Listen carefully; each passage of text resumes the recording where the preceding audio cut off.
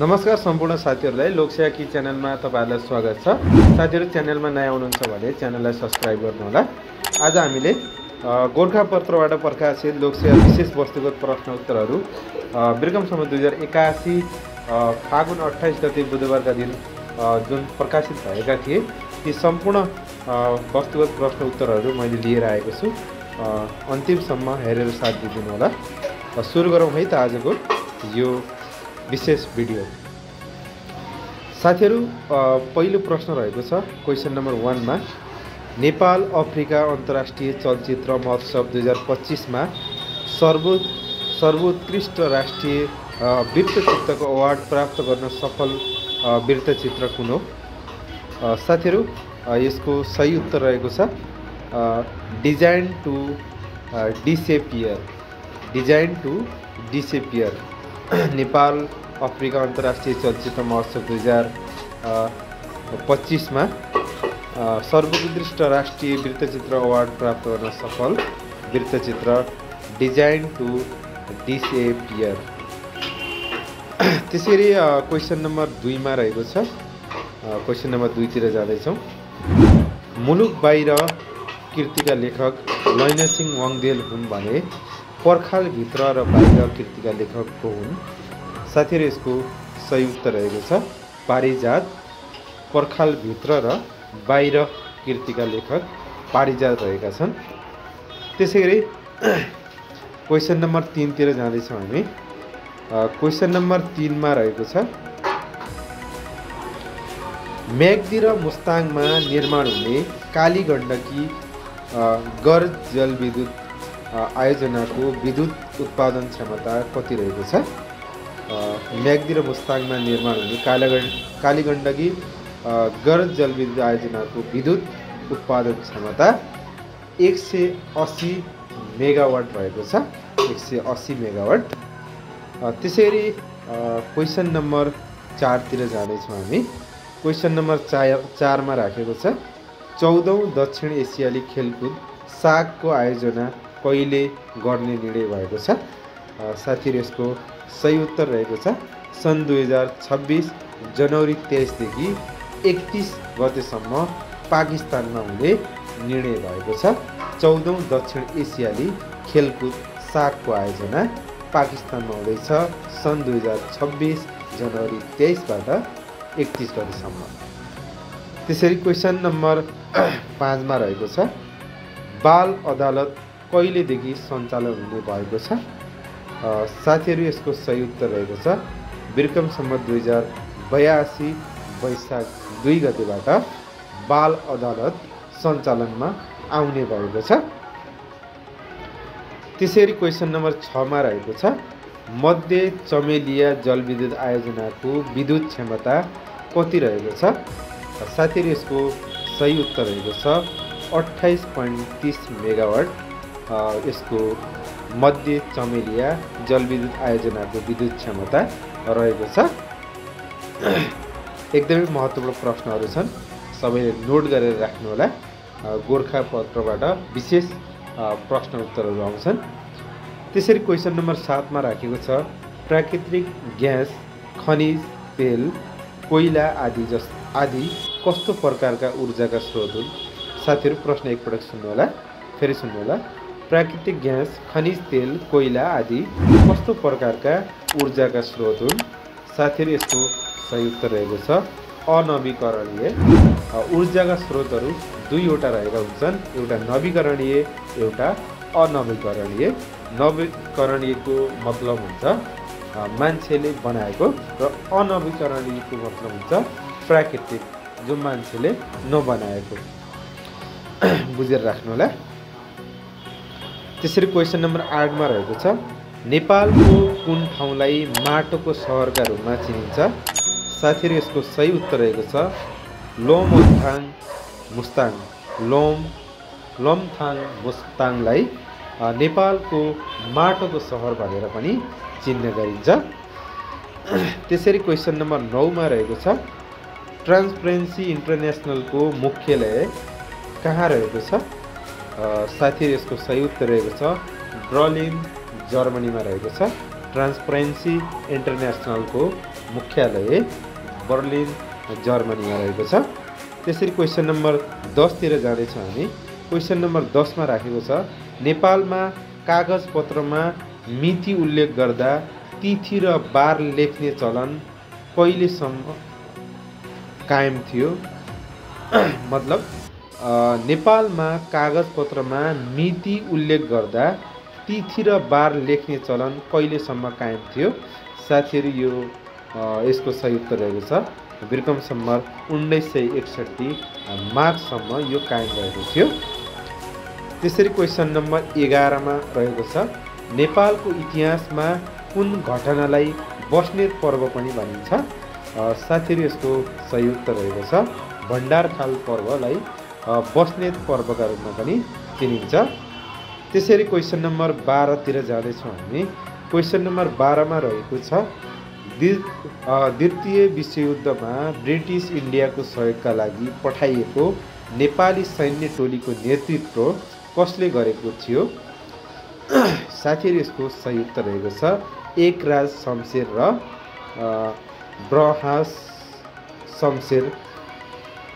ब्रहा शमशेरले गर्नुभएको थियो।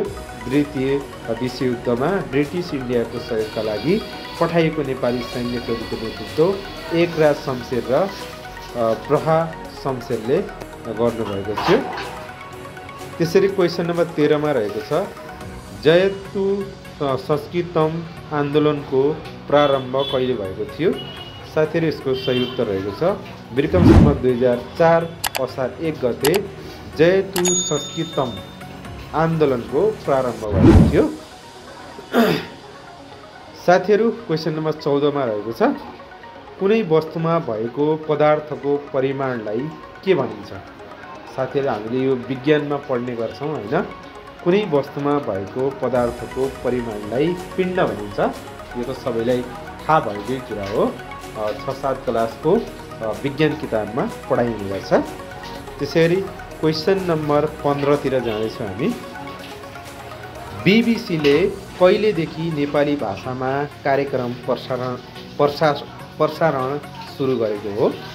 साथीहरू यसको सही उत्तर रहेको छ सन् 1967 जुन 7 तारिकबाट बीबीसीले नेपाली भाषामा कार्यक्रम प्रसारण गर्न थालेको हो। त्यसैगरी क्वेसन नम्बर 16 मा रहेको छ पूर्वजबाट सरेर नआएको तर पछि अकस्मात देखा पर्ने नयाँ गुणयुक्त सन्ततिको विकास हुने प्रक्रियालाई के भनिन्छ? यो साथीहरू यसको सही उत्तर रहेको छ उत्परिवर्तन। यो अलिकति घुमाउरो किसिमको क्वेसन छ। पूर्वजबाट सरेर नआएको तर पछि अकस्मात देखा पर्ने नयाँ गुणयुक्त सन्ततिको विकास हुने प्रक्रियालाई उत्परिवर्तन भनिन्छ। त्यसैगरी क्वेसन नम्बर 17 मा रहेको छ नेपालमा पहिलो विद्युतीय राहदानी कसलाई प्रदान गरियो? साथीहरू यसको सही उत्तर रहेको छ सत्यमोहन जोशी विक्रम सम्वत 2078 मङ्सिर 1 गते नेपालमा पहिलो विद्युतीय राहदानी प्रदान गरेका थिए। त्यसरी क्वेसन नम्बर 18 मा रहेको छ पैसा एउटा अत्यन्त खराब मालिक तर निकै असल नोकर हो भन्ने विचारक को हुन्? साथीहरू यसको सही उत्तर रहेको छ फ्रान्सिस बेकन अङ्ग्रेज दार्शनिक रहेका छन्। पैसा एउटा अत्यन्त खराब मालिक तर निकै असल नोकर हो भन्ने विचारक फ्रान्सिस बेकन अङ्ग्रेज दार्शनिक रहेका छन्। त्यसरी क्वेसन नम्बर 19 मा रहेको छ युरो मुद्रालाई कहिलेदेखि प्रचलनमा ल्याएको हो? साथीहरू यसको सही उत्तर रहेको छ 2002 जनवरी 1 बाट युरो मुद्रालाई प्रचलनमा ल्याइएको थियो। त्यसैगरी क्वेसन नम्बर 20 मा रहेको छ प्राकृतिक प्रकोपबाट पीडित नागरिकलाई चिकित्सकीय सेवा उपलब्ध गराउन स्थानीय रूपमा सञ्चालित कार्यक्रमलाई के भनी चिनिन्छ?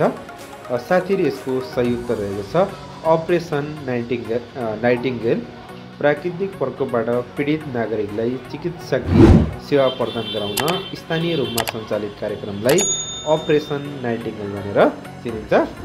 त्यसरी क्वेसन नम्बर 21 मा रहेको छ किराँत सङ्ग्रहालय कहाँ रहेको छ साथीहरू खोटाङको हलेसीमा रहेको छ किराँत सङ्ग्रहालय। त्यसरी क्वेसन नम्बर 22 मा रहेको छ नेपालको कुन ठाउँमा ठिमाहा पर्था रहेको छ साथीहरू यो हुम्लामा रहेको छ हुम्ला जिल्लामा ठिमाहा पर्था प्रचलनमा रहेको छ।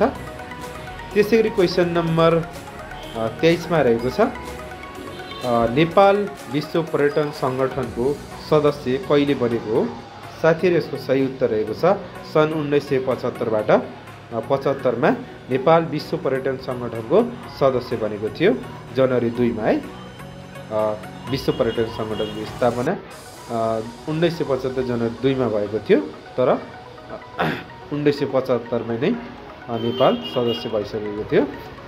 त्यसरी क्वेसन नम्बर 24 मा रहेको छ नर्सिङ व्यवस्थालाई सुधार्न आफ्नो जीवन समर्पण गरेकी फ्लोरेन्स नाइटिङ्गेलको जन्म कहिले भएको थियो यसको सही उत्तर रहेको छ सन् 1820 मे 12 मा इटालीमा रहेको थियो। चर्चित नर्स फ्लोरेन्स नाइटिङ्गेलको जन्म सन् 1820 मे 12 इटालीमा भएको थियो। त्यसरी यिनको मृत्यु पनि याद गरिराख्नु यिनको मृत्यु सन् 1910 अगस्त 23 मा भएको थियो। त्यसरी क्वेसन नम्बर 25 मा रहेको छ आयुर्वेद कुन वेदको उपवेद हो साथीहरू यसको सही उत्तर रहेको छ अर्थवेद। त्यसैगरी क्वेसन नम्बर 26 तिर जाँदैछौँ हामी ब्लड मनी भनेको के हो साथीहरू यसको सही उत्तर रहेको छ मृत्युदण्डको सजाय पाएको व्यक्तिको पक्षले पीडित पक्षलाई क्षतिपूर्ति दिई आरोपी पक्षलाई बचाउने गरी दुवै पक्षको हित गर्न गरिने रकमको आदान प्रदानलाई ब्लड मनी भनेर बुझिन्छ। एकपटक फेरि सुन्नुहोला मृत्युदण्डको सजाय पाएको व्यक्तिको पक्षले पीडित पक्षलाई क्षतिपूर्ति दिई आरोपी पक्षलाई बचाउने गरी दुवै पक्षको हित गर्न गरिने रकमको आदान प्रदानलाई ब्लड मनी भनेर चिनिन्छ। त्यसरी क्वेसन नम्बर 27 मा रहेको छ लदी पूजा कुन जातिमा प्रचलित छ साथीहरू यसको सही उत्तर रहेको छ माझी। त्यसैगरी क्वेसन नम्बर 28 मा रहेको छ प्रसिद्ध समाजसेवी तुलसी मोहराद्वारा जनचेतना जगाउने उद्देश्यका साथ सञ्चालन गरिएको चर्खा प्रचार नामक अभियानमा रोक लगाउने राणा प्रधानमन्त्री को हुन् साथीहरू यसको सही उत्तर रहेको छ भीम शमशेर। त्यसरी क्वेसन नम्बर 29 मा रहेको छ सनकी राजा भनी श्री 5 सुरेन्द्रलाई चिनिन्छ भने अयोग्य राजा भनी कसलाई चिनिन्छ साथीहरू यसको सही उत्तर रहेको छ श्री 5 राजेन्द्र। त्यसरी क्वेसन नम्बर 30 मा रहेको छ हराएको वस्तु पाए बापत दिइने पुरस्कारलाई के भनिन्छ साथीहरू यसको सही उत्तर रहेको छ पलाउनी हराएको वस्तु पाए बापत दिइने पुरस्कारलाई पलाउनी भनिन्छ यो पनि एकदमै महत्त्वपूर्ण छ। त्यसरी क्वेसन नम्बर 31 मा रहेको छ विश्वकै ठुलो संस्कृत नेपाली शब्दकोश कसले निर्माण गरेका हुन् साथीहरू यसको सही उत्तर रहेको छ स्वामी केशवानन्द गिरी विश्वकै ठुलो संस्कृत नेपाली शब्दकोशको निर्माण गरेका थिए। त्यसरी क्वेसन नम्बर 32 मा रहेको छ नेपाली कविताको क्षेत्रमा प्रयोगवादी धाराको सूत्रपात गर्ने कवि को हुन् साथीहरू यसको सही उत्तर रहेको छ मोहन कोइराला। नेपाली कविताको क्षेत्रमा प्रयोगवादी धाराको सूत्रपात गर्ने कवि मोहन कोइराला रहेका छन्। त्यसरी क्वेसन नम्बर 33 मा रहेको छ हाइपर इन्फ्लेसन भन्नाले के बुझिन्छ साथीहरू यसको सही उत्तर रहेको छ अत्याधिक मुद्रास्फीति हाइपर इन्फ्लेसन भनेको अत्याधिक मुद्रास्फीति भन्ने बुझिन्छ। त्यसरी क्वेसन नम्बर 34 मा रहेको छ from third world to first नामक कृतिका लेखक को हुन् साथीहरू यसको सही उत्तर रहेको छ Lee Kuan Yew. From third world to first नामक कृतिका लेखक ली क्वान हुन्। आजको अन्तिम प्रश्न पनि यो रहेको छ साथीहरू आजको भिडियो कस्तो लाग्यो भिडियो मन परे लाइक गर्नुहोला च्यानलमा नयाँ हुनुहुन्छ भने च्यानललाई अवश्य सब्स्क्राइब गर्नुहोला। तपाईँको दिन शुभ रहोस् धन्यवाद।